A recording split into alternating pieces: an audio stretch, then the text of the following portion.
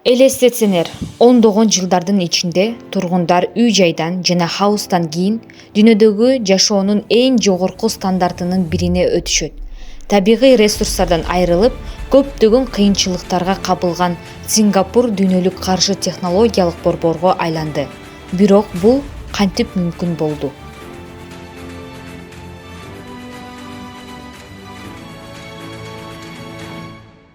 Бул мурунку Сингапур, балык улоо айылы болгон.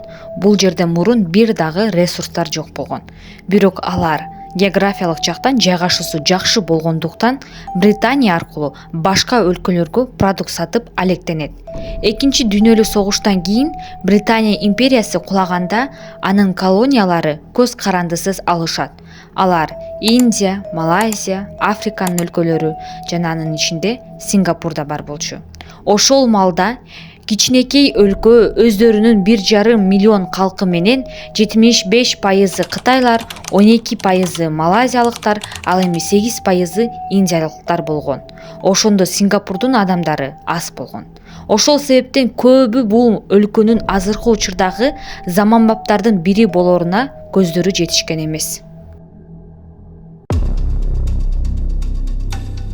Ошондо Сингапурдун премьер-министри болгон 31 жыл башкарган Ли Куан Ю баарын өзгөртөт.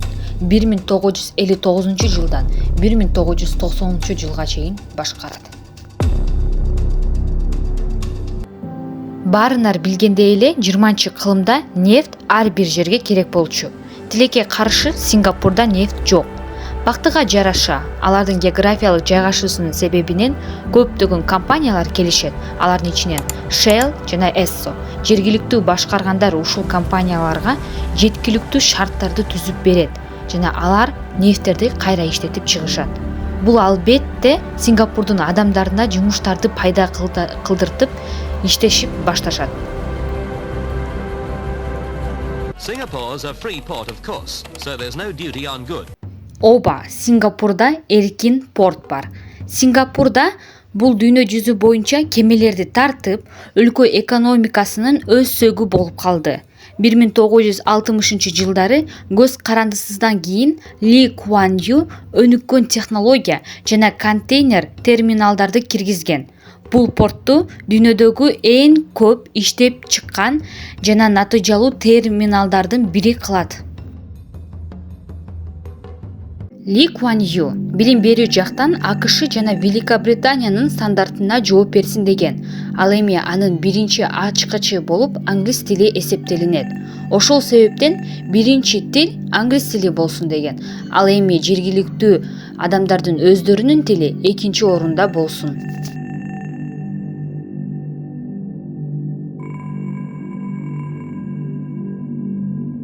Ли Куан Ю коррупцияны жокко чыгарат. Бул үчүн ал пара берүүгө азгырткандардын баардыгын азайтуу үчүн көз карандысыз органдарды жана мамлекеттик кызматчылардын эмгек акысын бир кыйла жогорулатат. Жана андан тышкары, эгерде сенде кымбат баалуу унаа же болбосо люкс үйүн бар болсо, сени изилдеп чыгат жана ал жерде сен эле эмес, сенин тааныштарың, туугандарына чейин изилдейт жана албетте ал үчүн штраф коюлат.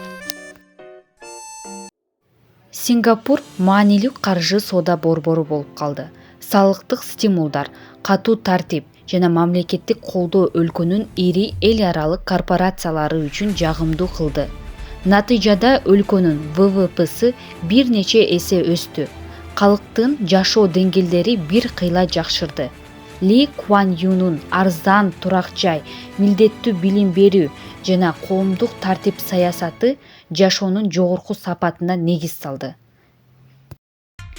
Бирок унутпайбыз, катуу эрежелер жана айыппулдар, анын ичинде сагыз чайнаганга тыюу салуу эрежелери жеке эркиндиктерге чектөөлөрдү да күнүмдүк жашоонун бир бөлүгү болуп калды. Азыркы учурда Сингапур эң кымбат жашаган өлкөнүн 3-орунунда турат. Ли Куан Юнун айткан сөзү боюнча, бизде эч кандай табигый ресурстар болгон эмес. Бизде жашаган адамдар гана болгон. Ал эми сиздерге жакса лайк басып жана бөлүшүп кетиңиздер.